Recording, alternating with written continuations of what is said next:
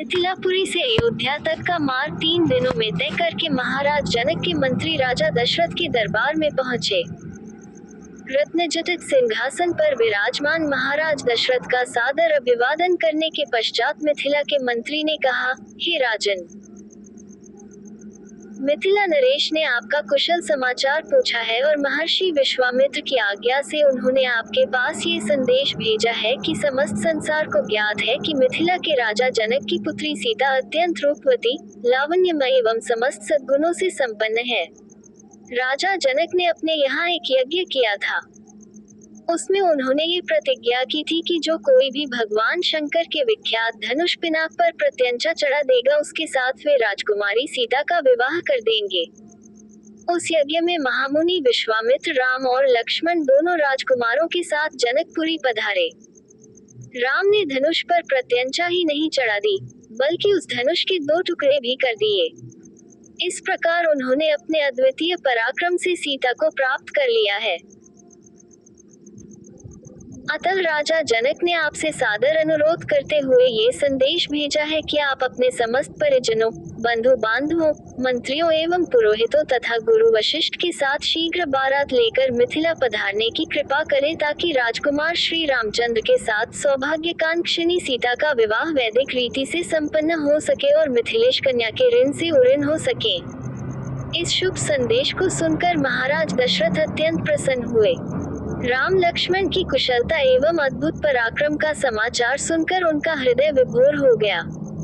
वे मंत्रियों से बोले, मंत्रिवर, हमारा हृदय राम और लक्ष्मण से मिलने के लिए बहुत व्याकुल हो रहा है, इसलिए आप शीघ्र ही परिजनों एवं दरबार के सभासदों के साथ जनकपुरी चलने की व्यवस्था कीजिए। समस्त बंधु बांधवों, राज्य के प्रतिष्ठित सेठ साहूकारों, विद्वानों आदि सबको बारात में चलने के लिए निमंत्रण पत्र भिजवाइए। सेनापति जी से कहिए कि वे शीघ्र चतुरंगिनी सेना को तैयार होने का आदेश दें। यदि संभव हो तो ऐसी व्यवस्था कीजिए कि हम सब लोग कल ही प्रस्थान कर सके, क्योंकि हमारे समधी मिथिला नरेश ने हमसे बहुत शीघ्र मिथिलापुरी पहुंचने का आग्रह किया है। साथ ही परम पूज्य राजगुरु वशिष्ठ जी, वामदेव, जाबाली, कश्यप, मार्कंडेय, महर्षि कात्यायन आदि ऋषि मुनियों से भी ये प्रार्थना करें कि वे कल प्रातःकाल ही हम लोगों के चलने से पहले ही जनकपुरी के लिए प्रस्थान कर जाएं। इस बीच में हम तीनों महारानियों को ये शुभ समाचार देने के लिए जाते हैं। इतना कहकर राजा दशरथ ने मंत्रियों को आदेश दिया कि वे मिथिला से आए हुए अतिथियों का उचित सत्कार करें और उनके खान पान, ठहरने आदि का समुचित प्रबंध करें। इसके पश्चात वे स्वयं राजप्रासाद के अंतःपुर में पहुंचे और तीनों रानियों को बुलाकर यह शुभ संवाद सुनाया। शीघ्र ही यह समाचार संपूर्ण अयोध्या नगरी में फैल गया। घर घर में मंगलगान होने लगे, नृत्य संगीत का आयोजन होने लगा। महाराज की आज्ञा पाकर मंत्रीगण तथा भृत्यगण विवाह की तैयारियों में जुट गए। जन जन के मन में अद्भुत उत्साह था। ऐसा प्रतीत होता था जैसे प्रत्येक व्यक्ति के भीतर विद्युत का संचार हो गया है। सभी लोग अभूतपूर्व द्रुतगति से समस्त कार्यों को संपन्न कर रहे थे। अर्धरात्रि होते होते चलने की सारी तैयारियां पूर्ण हो गईं और दूसरे दिन दल बल के साथ राजा दशरथ रवाना हो गए। 4 दिनों तक चलने के पश्चात बारात मिथिलापुरी पहुंची। ये ज्ञात होते ही कि अयोध्या नरेश ऋषि मुनियों, मंत्रियों, परिजनों एवं अपनी संपूर्ण मंडली के साथ नगर के निकट आ पहुंचे हैं। मिथिला नरेश जनक अपने मंत्रियों, पुरोहित, मुनियों, विद्वानों आदि को साथ लेकर उनकी अगवानी के लिए नगर के मुख्य द्वार पर जा पहुंचे।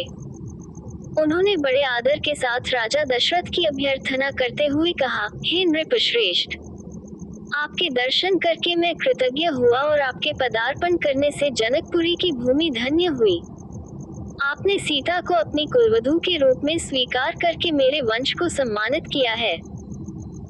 यह मेरा अहोभाग्य है कि आज मिथिलापुरी में महर्षि वशिष्ठ, वामदेव, मार्कंडेय एवं कात्यायन जैसे परम तपस्वी महात्माओं के चरण पड़े हैं।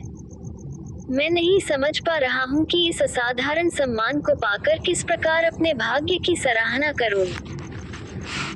इस प्रकार समस्त आगत महानुभावों का सत्कार करके महाराज दशरथ को उनके साथ आए हुए ऋषि मुनियों, बंधु बांधवों, मंत्रियों एवं सैनिकों को जनवासे में ठहराने की उचित व्यवस्था की। जनवासे में राजा दशरथ बहुत देर तक मुनि विश्वामित्र और अपने दोनों पुत्रों के साथ बैठे हुए उनके कृत्यों और पराक्रम का विवरण सुनते रहे। इस विवरण को सुनकर भी वे आनंद से रोमांचित हो जाते, कभी आश्चर्य से दांतों तले उंगली दबाने लगते और कभी प्रशंसा से अपने राजकुमारों की पीठ थपथपाने लगते। बातचीत करने के पश्चात भोजनादि से निवृत्त होकर वे विश्राम करने चले गए।